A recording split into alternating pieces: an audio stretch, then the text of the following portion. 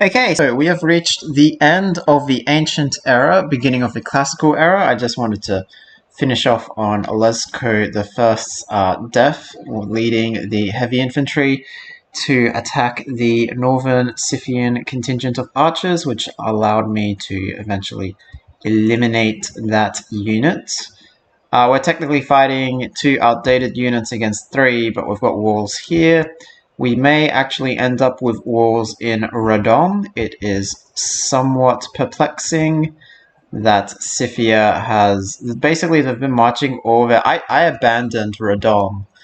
But Scythia has been marching all their units over to Krakow and trying to attack that, which I don't think a human would do, but that's the strategy. Let's talk about tech. So we're currently trying to get to astrology, which has, as you can see, probably of all the things, so this has got essentially 5 prerequisites, and because you don't know what you're researching, it's been quite a slog to get to even towards it. We did get our profits. I had to buy it on the last turn, but that's fine. I've still got a bit of gold. But you can see no one else has got profit points. The only reason we could get a profit was because we could run in our wildcard slot the +2 profit great point generator. So we abused that card. We basically slotted it in on like turn 32 or something. And we're going to get political philosophy soon. What else? Yeah, so we'll go in here. I did hold off. It was probably a mistake to hold off because I was hoping... So state workforce to boost is build a district. And I was like, oh, astrology is probably one of these 4. But then astrology was not one of those 4. So I had to hard research state workforce. And then obviously going for political philosophy now, which is less than ideal. But we should get a religion. I mean, we have a profit, so we will get a religion. That is good. I don't think there's much else worth talking about. Scythia settled this city. It's not got a water source, so that's fine. Let's see. So, the reason why I rushed to buy a profit last turn was because in the mod that I'm playing, Dark Ages they're not dramatic ages. This is a mod that I made before that came out, and I like my mod better. So I play this. So we're in a Dark Age, which means we can't generate any great person points, along with all the usual problems. And then we will receive 3 debuffs. So Eureka's and Inspiration bonuses are halved. No Wonders. Wonder production is reduced by 100%. We can't train new civilian units, or we cannot build religious units. So all of these, in fact, are really terrible. But it's crippling right now, but at some point the AI will have to take these debuffs. So basically, we just have to get to mercenaries, which will be somewhere in here. And we need iron, which I have not revealed because I was hoping to kill 3 barbarians. I don't think... I want to get the district first so that I can get my religion. I feel like that's priority 1. And then priority 2 is getting the Winged Hussars, and once we get the Winged Hussars, we're going to need to do a lot of fighting, I would say. I'm going to have to take someone else out. Which means we need a way of dealing with walls. Where are catapults are here. That's okay, that's only 1 tech out. So we're probably going astrology for the holy sites so we can actually found our religion. And then we're going into bronze working.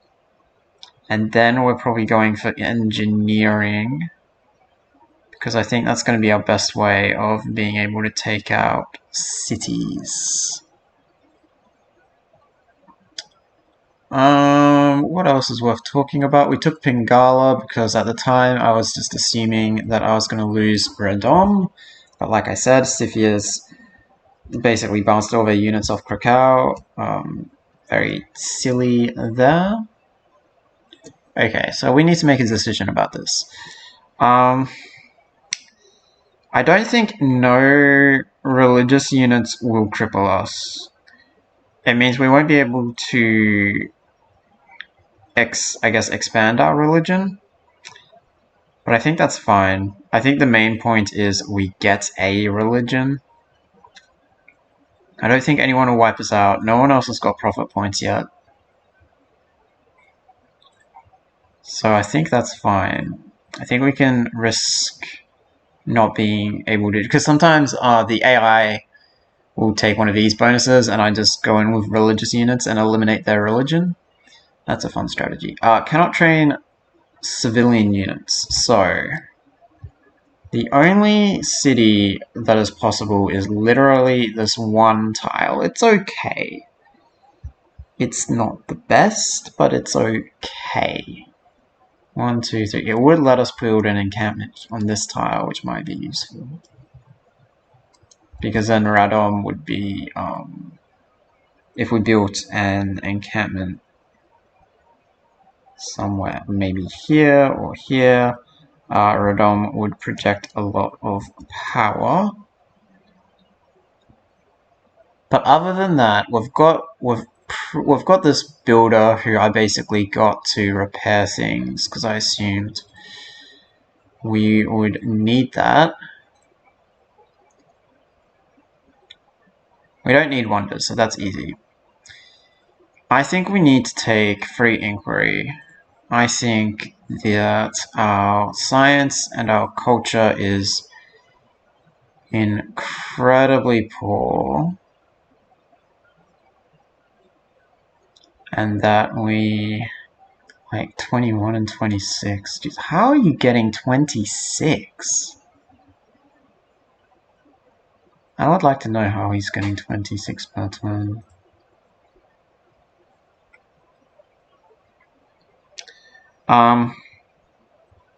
We also want the thing. Marsh Religious Wonder, but I forget the French one. Mont Saint-Michel. Maybe here. Anyway, alright, I'm not gonna lose my Eurekas and Inspirations.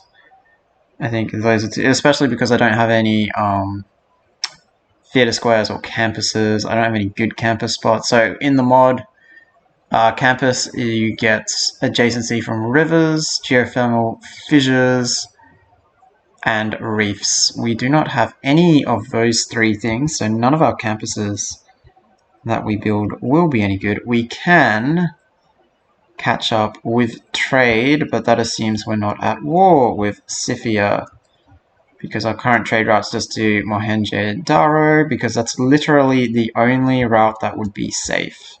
Every other route would run very close to where Scythia is. Anyway, that is the state of play. I'm not sure what government I'll pick. Probably autocracy. I feel like we just need to crank everything out. We're basically playing one city challenge. Radom is there, but it's more there for defensive purposes than anything else. Yeah, alright, I'm going to get back to playing. We will do another review of how the game's going at the end of the classical era, beginning of the Renaissance. Beginning of the medieval era.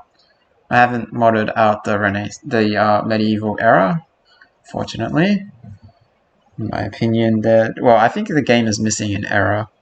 I think it needs like something between Renaissance and Industrial.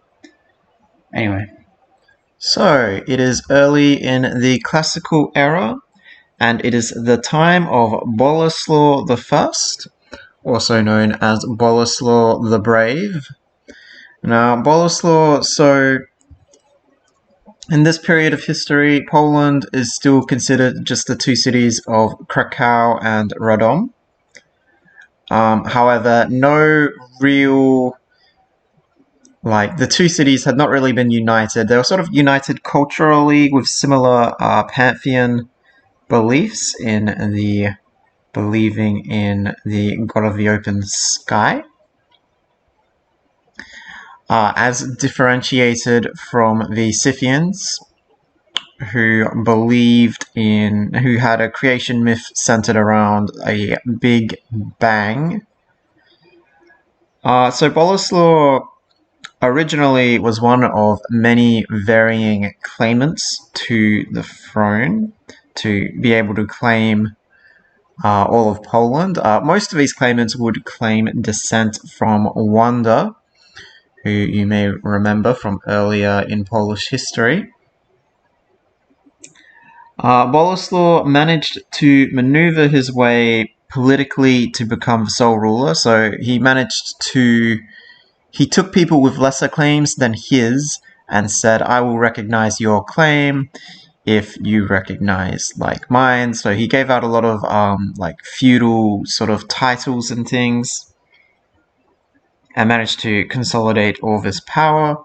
The other thing he did was he managed a few defeated Russian nobles, after battling the Scythians, went down further south to Poland after losing their lands in Russia. This was a time of political turmoil, so you could have a noble leaves to go fight the Scythians, comes back, someone else has taken his land, it's not safe for them in Russia, so they would go to Poland. And these people proved rather helpful for Boleslaw in also further enhancing his prestige, which in turn made it easier for him to secure the country. And that's about it for the story of Boleslaw. His reign began to see the withdrawal of the Scythian forces from the Polish lands as well, which had been an ongoing problem for the Poles for many generations. So while Lesko I obviously sacrificed himself earlier and defeated the main Scythian invasion, they kept sending raiding forces into Polish lands, but under Boleslaw, basically the last Scythian raid occurred, and then by that point, Boleslaw managed to improve the defenses of Poland to the point where Krakow was completely secure and Radom was mostly secure. About halfway through the Classical era, we have Catholicism being founded in the city of Krakow. Catholicism was founded based on the principles of Zoroaster. Zoroaster was actually a man who lived, as you can see, a long, long time, he's traditionally said to have lived 1,000 years before the actual founding of Catholicism. But what happened was, over time, the various pagan beliefs of the Polish people eventually coalesced into a religion. A lot of it was it's based on the philosophy of Zoroaster, who lived 1,000 years before the founding, so there's a lot of emphasis on relics, and also the relevant religious building in this universe is the mosque. It is late in the Classical era. It is the time of Siemowit. Siemowit was a Polish leader who established the Polish Classical Republic So after many years of disintegration of the autocratic Polish state, Siemowit's father, Piast the Wheelwright, who was a mechanic by, machinist, craftsman, that's what I'm looking for. A craftsman by trade, was responsible for building a few different things around Poland and gained a lot of notoriety. He was well known for helping out, in particular, the poor, giving them farming tools and things. This eventually led to, so after there was an overthrow, a bit of political upheaval, and Piast the Wheelwright was elected by a Grand Wiek, Wiek being sort of like a Japanese diet, or sort of like the circle of nobles, the Wiek. And so Piast the Wheelwright refused his election, stating that he had not been trained to run a country. So as a result, Siemowit, his son, who at the time was only 6, was selected, and so the idea was Siemowit would be able to be trained up over time to properly run the Republic, and then at a time when he would pass, the Wujek would select a new person to run the Republic. Anyway, this is the sort of short Polish classical republic phase, and it began at the end of the classical era, towards the end of the classical era. You can see there's still a ongoing rebellion problems there. And still just about a generation after the establishment of the Polish Republic, the city of Radom, which, if you remember going quite a way back, was originally in Alemanni territory, eventually broke free from Polish domination, and gradually, for a short period, was independent. We're not actually sure who it's going to flip to. The local Alemanni, you can see now, defecting en masse to the Scythian Empire, which is the worst case scenario for Poland because Scythia is built for Colosseum.